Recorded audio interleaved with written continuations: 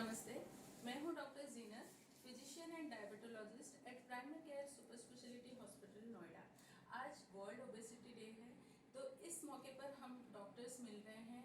हमारी कोशिश ये रहेगी कि हम कुछ पब्लिक अवेयरनेस क्रिएट करें ओबेसिटी को लेकर। तो ओबेसिटी होती क्या है? ये obesity is defined as increase in body weight because of excessive fat gain in our body. So हम इसे BMI के थ्रू कैलकुलेट करते हैं। अगर BMI हमारा 25 से ऊपर होता है तो उसे हम ओवरवेट बोलते हैं, और अगर ये 30 से ऊपर हो जाता है तो ये स्टेट ऑफ ओबेसिटी कहलाती है। ओबेसिटी के बारे में बात करना क्यों ज़रूरी है? क्योंकि obesity is always associated with a lot of medical complications, like it can lead to diabetes, it can lead to metabolic problems like increase in your lipids in the body, और heart disease, stroke, cardiovascular complications भी obesity में ज़्यादा होते हैं। सिर्फ यही नहीं, इसमें कुछ gynaec complications, orthopaedic complications, kidney complications के साथ भी एसोसिएटेड होता है। इस बारे में हम धीरे धीरे बात करेंगे। तो सबसे पहले मैं डॉक्टर प्रिया, जो कि हमारे यहाँ गायनेकोलॉजिस्ट हैं, उनको पूछना चाहूँगी कि ओबेसिटी महिलाओं में क्या प्रॉब्लम कर सकती है। थैंक यू डॉक्टर जीनत। मैं डिस्कस करूँगी रिगार्डिंग PCOD, जो कि सबसे कॉमन चीज़ है ड्यू टू ओबेसिटी, जो आजकल फीमेल्स इससे जूझ रही हैं। तो इसके सिम्टम्स क्या क्या होते हैं, इसके बारे में जानेंगे। जो मोस्ट कॉमन सिम्टम्स है अलॉन्ग विद ओबेसिटी, किसी पेशेंट को इरेगुलर साइकिल्स, मेंस्ट्रुअल साइकिल्स होते हैं, किसी को पीरियड्स ही नहीं आते। बहुत सारे पेशेंट्स के चेहरे पे बहुत सारे एक्ने हो जाते हैं, यानी कि पिंपल्स निकलते हैं। पूरी बॉडी में हेयर ग्रोथ का बढ़ जाना। इसके अलावा इनफर्टिलिटी भी होता है, जो बहुत ही ज़्यादा जो यंग रिप्रोडक्टिव एज ग्रुप में जो पेशेंट होते हैं वो इनफर्टिलिटी के साथ प्रेजेंट करते हैं हमारे पास। और इसके अलावा हम अल्ट्रासाउंड अगर कराएंगे तो उसमें पॉलीसिस्टिक सिस्ट दिखती है, हमें बहुत सारी सिस्ट दिखती है ओवरीज में। और इसके लिए हम बेसिकली सबसे कॉमनली जो करेंगे उसमें लाइफस्टाइल मॉडिफिकेशन ही करेंगे। और it also effect orthopaedic part of the patient, तो उसके बारे में डॉक्टर विशाल, ऑर्थोपेडिशियन जो है, वो डिस्कस करेंगे। थैंक यू डॉक्टर प्रिया। जहाँ तक ऑर्थोपेडिक्स का सवाल है, तो ओबेसिटी का ऑर्थोपेडिक्स में काफ़ी बड़ा रोल होता है, क्योंकि देखा जाता है कि जो इंसिडेंस ऑफ फ्रैक्चर है तो वो ओबेस पेशेंट्स में ज़्यादा होता है। कोई भी पेशेंट अगर घर में या कहीं बाहर अगर उसकी फॉल होती है, गिरता है, तो उसमें इंसिडेंस ऑफ फ्रैक्चर ज़्यादा पाया जाता है जो ओबेस पेशेंट्स होते हैं compare to lean individuals. Plus आजकल जो ऑस्टियोआर्थराइटिस नी का एक कॉमन प्रॉब्लम है, जो तो वो ओबेस पेशेंट्स में काफ़ी ज़्यादा देखा जा रहा है, क्योंकि नीज पे जो नॉर्मल बॉडी वेट का करीब, नॉर्मल जब हम चलते हैं तो करीब 1.5 टाइम्स बॉडी वेट जाता है। तो अगर हम अपने बॉडी से 1, 2, 5 किलो भी कम कर लें तो हमारे नीज से उसका 1.5 टाइम्स वेट कम हो जाएगा, तो जिससे हमारी नी की लाइफ बढ़ेगी और नीज ज़्यादा टाइम तक प्रॉपर वर्क करेंगे।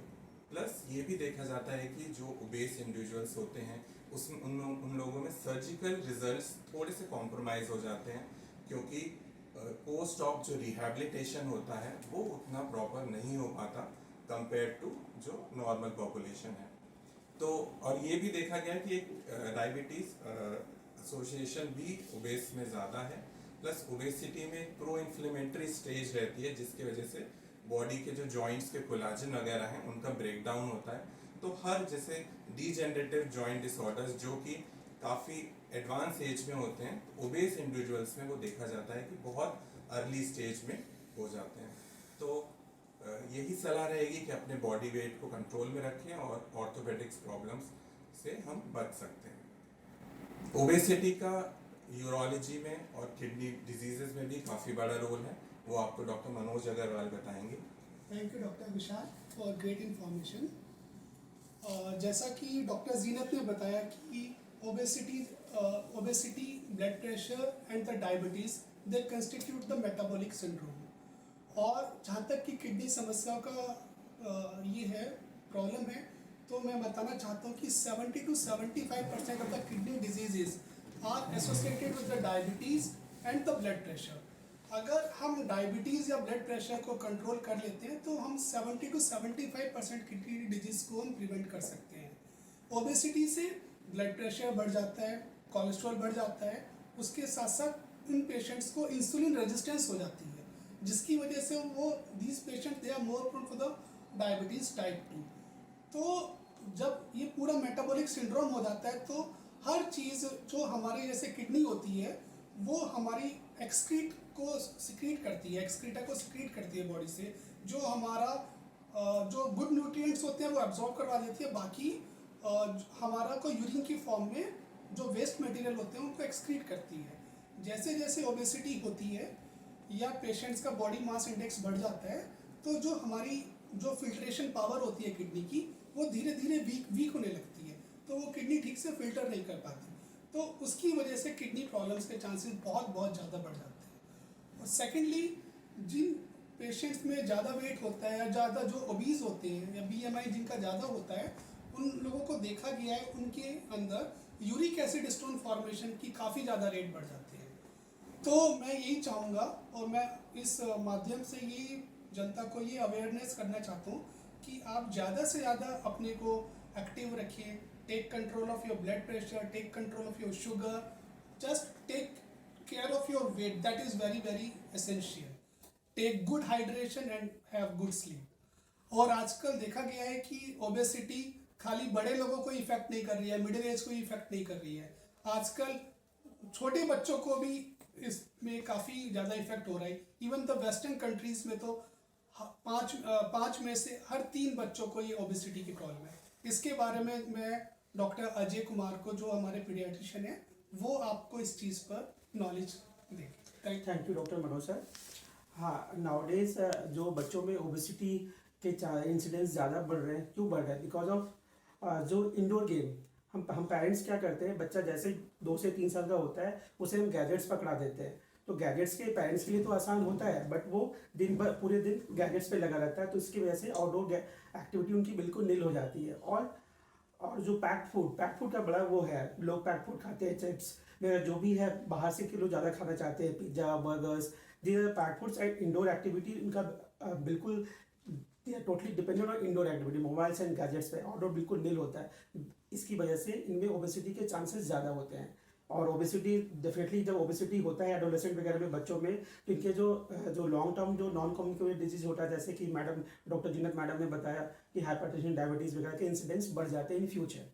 सो ओबेसिटी बच्चों में भी बहुत सारे प्रॉब्लम क्रिएट करता है, इन फ्यूचर जाके क्रिएट करता है। मैं करता हूँ डॉक्टर जीनत मैडम को कि ओबेसिटी से हम ओबेसिटी को प्रिवेंट कैसे करें, how to prevent the obesity. Actually इस बार की ओबेसिटी डे की जो थीम है वो है changing perspective, let's talk about obesity. तो सबसे पहले तो हमें अवेयर होना पड़ेगा कि ओबेसिटी कितना ज़्यादा प्रीवैलेंट होता जा रहा है in all stages of life, in childhood population, in adolescents, in middle age, old age, and obesity related complications कितनी होती जा रही हैं। और इसको प्रिवेंट करना ज़रूरी इसीलिए है क्योंकि obesity is best prevented than treated. एक बार हम प्रिवेंट कर लें ओबेसिटी को चाइल्डहुड में ही और आगे को भी इसको हम प्रिवेंट करें तो कॉम्प्लिकेशन से हम बच सकते हैं। इसके लिए हमें बच्चों को अवेयर करना पड़ेगा against having junk food, against this physical inactivity, जो वो गैजेट्स के कारण इंडोर गेम्स को प्रेफर कर रहे हैं और आउटडोर गेम्स कम प्रेफर करते हैं। पेरेंट्स को रेस्पॉन्सिबिलिटी लेनी पड़ेगी, बच्चों को ज़्यादा से ज़्यादा आउटडोर गेम्स के लिए वो प्रोत्साहित करें। और इवन हम बड़े भी अपने डाइट और एक्सरसाइज का खूब ध्यान दें।